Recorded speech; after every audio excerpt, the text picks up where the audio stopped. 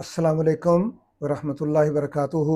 मैं हूं दादा homeopath doctor Mohammed Siddiq, Ishal homeopathic clinic Okara से। आज की हमारी होम्योपैथिक रेमेडी का नाम है नाजा ट्राइपोडियनस। बहुत कमाल की दवा है अल्हम्दुलिल्लाह। प्रूविंग के दौरान जो उसकी अलामात आई हैं उसमें ज्यादा अलामात जो है उसका ताल्लुक आसाब से है और जब आसाब इन्वॉल्व होते हैं तो ऑटोमेटिकली तमाम उजलात जो है और तमाम सिस्टम जो हैं और तमाम इंसानी जिस्म के जितने ऑर्गन्स हैं वो फौरन तौर पर इन्वॉल्व होते हैं। लिहाजा इसकी करेक्टरिस्टिक सिम्टम है कि जब नाजा ट्राइपोडियनस की अलामत पैदा होती है तो आसाब और उजलात यकदम उनकी कुव्वत सलब हो जाती है और इंसान जो है वो बेचारा बिल्कुल बेकार अपने आप को महसूस करता है। इसकी बेहतरीन और इसकी सबसे अच्छी करेक्टरिस्टिक सिम्टम जो है उसका ताल्लुक दिल के साथ। दिल बंद होने का खतरा हो, दिल काम नहीं कर रहा, दिल फेल हो रहा है और दिल का फालज हो रहा है और दिल का साइज बढ़ रहा है। ये अब मुआशरे के अंदर ऐसी आम बीमारियां हैं कि अगर किसी के कान में भी कह दिया जाए ना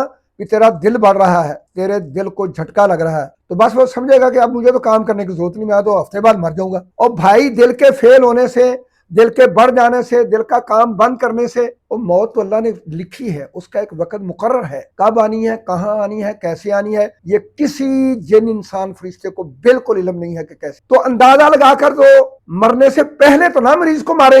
अल्लाह के लिए मरीज को तसल्ली का हमें दर्श दिया गया है। नबी मोहतरम सल्लल्लाहु अलैहि वसल्लम फरमाया, मरते हुए मरीज के पास जाकर कहो ला बासा तहूरुन इंशाअल्लाह। ये कोई बीमारी है, तू मौत को अपने करीब समझ रहा है, हो सकता है आपके इस कलमे से अल्लाह रब्बुल इज्जत उसको शफा दे दे, उसको हौसला आ जाए। लिहाजा दिल के तमाम अलामात, उसके मामलात, उसकी बीमारियां, फेल होना, हार्ट अटैक होना, ये बंदा क्यों मरा है, इनू 3 अटैक कट्ठे ही हो गया जी, ता मरिया है। इन्ना लिल्लाहि। इसको दिल की बीमारी 20 साल से मरा नहीं है, ये बड़ा ढीठ है, 5 अटैक हुए ने हये लगा फिरता है। इन्ना लिल्लाहि। वो 3 पर ही चला गया, ये 5 पर लगा फिरता है। और भाई अल्लाह रब्बुल इज्जत को समझो कि वो है, उसकी कुदरतों को समझो, लिहाजा नाजा को भी समझो। ये दिल के ऐसे तमाम इमराज के लिए कि जिनका आजकल इलाज नहीं है जी, फलां होगा फलां होगा फलां होगा, नाजा खाएं। दिल का मसला महसूस हो रहा है तब भी खाएं, हो गया है तब भी खाएं, होने के बाद आफ्टर इफेक्ट तब भी खाएं। लिहाजा दिल यहां होता है, दिल के गिरदोनवा मैदा है, अंतड़ियां है, जिगर है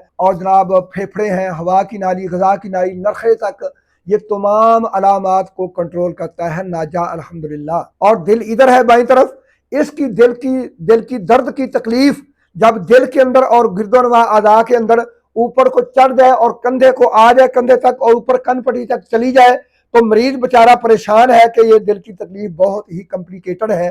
तो उसमें आप नाजा उसको देंगे तो इंशाअल्लाह अल्लाह के फजल से, अल्लाह के हुक्म से वो मरीज ठीक हो जाए, अल्लाह उसको शिफा दे देंगे। लिहाजा दिल के ऐसे इमराज के लिए जिनके साथ साइडों के तमाम उनके आज़ाब भी इन्वॉल्व हों और वो दर्द की कैफियत को महसूस करें और दिल के साइज के बड़े हुए होने को महसूस करें और दिल की तकलीफ़ को महसूस करें, तो उन तमाम तकालीफ में एक होम्योपैथिक मेडिसिन है, वो नाजा है। इस 200 से नीचे नहीं देंगे, 200 से ऊपर देंगे, 200 1 और CM। लिहाजा तमाम हार्ट के इमराज का तल्लक आसाब से है।